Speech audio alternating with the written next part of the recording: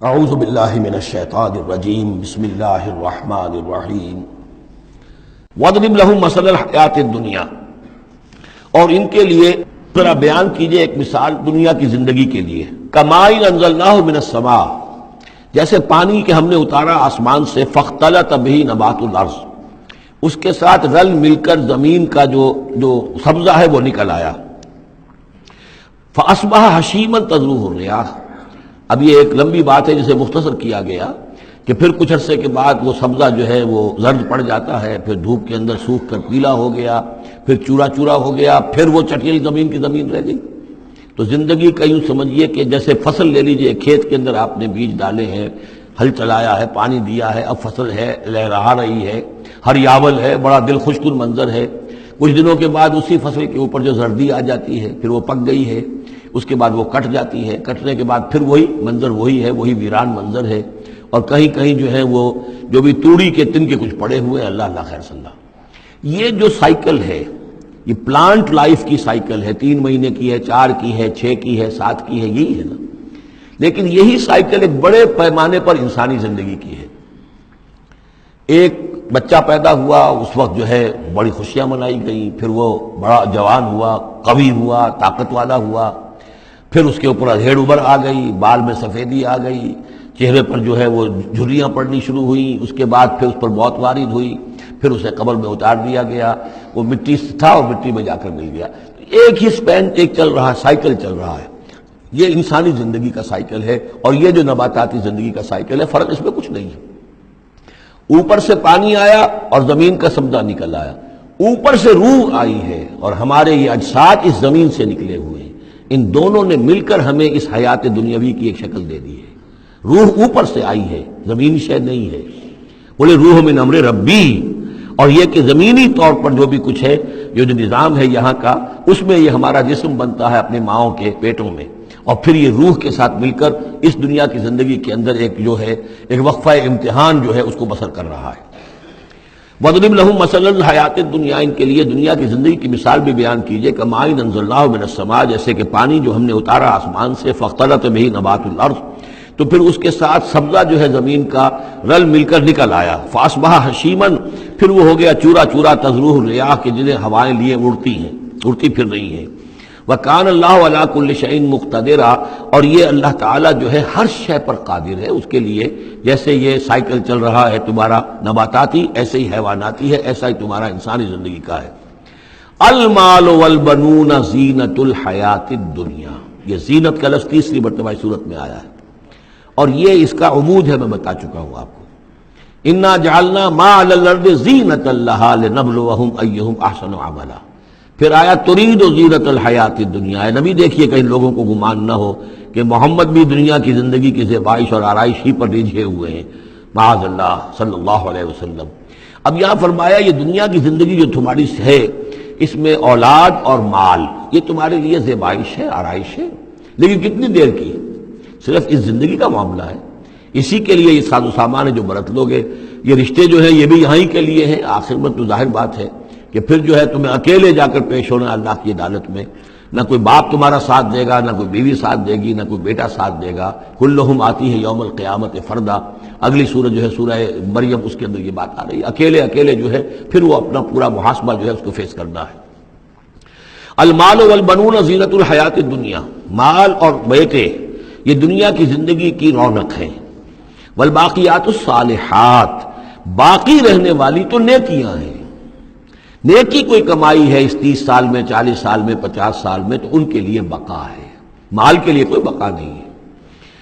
الباقیات الصالحات خیر عند ربک ثواب و خیر عملا، وہ یقیناً بہتر ہیں تیرے رب کے نزدیک ثواب کے اعتبار سے، بدلے کے اعتبار سے بھی، اور توقع اور امید کے اعتبار سے. امید اگر کوئی لگانی ہے تو یہ مال اسباب سے نہ لگاؤ. امید اگر لگانی ہے تو اولاد سے نہ لگاؤ. امید لگانی ہے تو کوئی نیکی اگر ہے اور آخرت میں اس کا اجر و ثواب کی توقع ہے تو تمہارے لیے سہارا جو ہے اصل بننا چاہیے وہ. وَيَوْمَ نُسَيِّرُ الْجِبَالَ، اب یہ قیامت کا نقشہ کھینچا جا رہا ہے. اور جس دن کے ہم چلائیں گے پہاڑوں کو، وَتَرَى الْأَرْضَ بَارِزَةً، اور تم دیکھو گے کہ زمین بالکل ننگی ہو گئی ہے. کوئی اونچائی نہیں رہی، کوئی نیچائی نہیں رہی، کوئی اونچ نہیں، کوئی ٹیڑھ نہیں، کچھ نہیں، سیدھی چٹیل. پہاڑ چل جائیں گے تو آئی بات ہے کہ یہ اونچائیاں ختم ہو جائیں گی. وحشرناہم اور ہم ان سب کو جمع کریں گے. وَلَمْ نُغَادِرْ مِنْهُمْ أَحَدًا اور ان میں سے ایک کو نہیں چھوڑیں گے. کوئی بھی نسل انسانی کا جو حضرت آدم سے لے کر اور قیامت کے آخری ساعت تک جو لوگ بھی پیدا ہوں گے سب کے سب موجود ہوں گے. وَعُرِضُوا عَلَىٰ رَبِّكَ صَفًّا وہ پیش کیے جائیں گے اپنے رب کے سامنے صفیں باندھے ہوئے. لَقَدْ جِئْتُمُونَا كَمَا خَلَقْنَاكُمْ أَوَّلَ مَرَّةٍ یہ پہلے بھی مضمون آ چکا ہے. آ گئے ہونا ہمارے پاس جیسے کہ ہم نے پیدا کیا تھا پہلی مرتبہ. پہلی مرتبہ کب؟ عالم ارواح میں. وہ اکٹھے تھے سب کے سب. بعد میں جو دنیا میں پیدائش ہماری ہوئی ہے یہ تخلیق ہے دوسری مرتبہ. یہ زمینی تخلیق کے ساتھ روح کو جوڑ کر جو ہے یہ ہمارا در حقیقت یہ تخلیق ثانی ہے. تخلیق اول جو ہے وہ تو ہماری ارواح کی شکل میں ہوئی اور وہی شکل میں تھی کہ آدم سے لے کر اگر کل دنیا کی زندگی 15,000 برس ہو فرض کیجئے آدم کے بعد سے لے کر قیامت تک تو 15,000 برس تک جتنے انسان نسل آدم میں پیدا ہوئے بیک وقت وہ موجود تھے اس وقت بھی اور بیک وقت موجود ہوں گے قیامت کے میدان میں بھی. لقد جئتمونا آ گئے ہو ہمارے پاس کما خلقناکم اول مرہ جیسے کہ ہم نے پیدا کیا تھا تمہیں پہلی بار.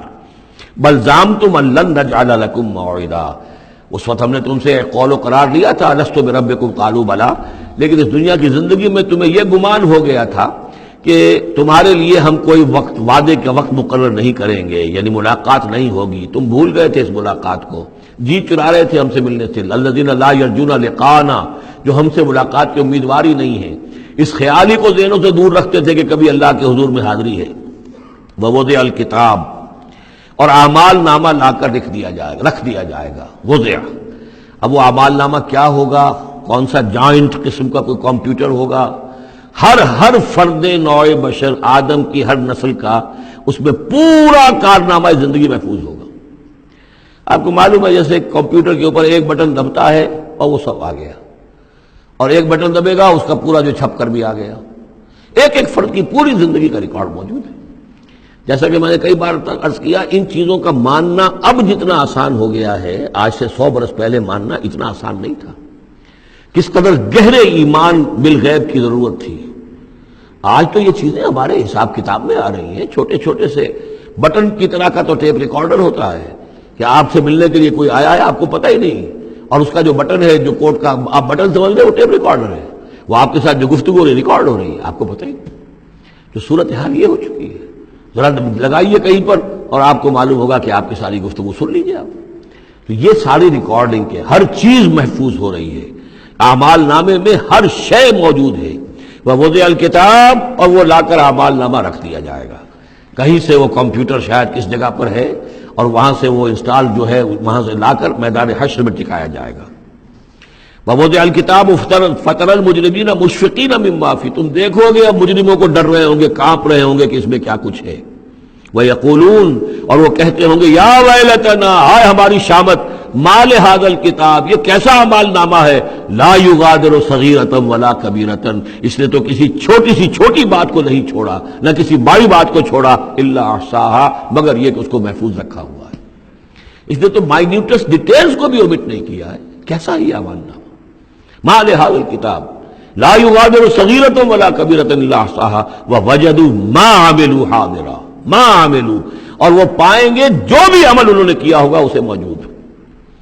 ولا یظلم ربک احدا تیرا رب کسی پر ظلم نہیں کرے گا. یہ تمہارے اپنے اعمال ہیں. صدق اللہ العظیم.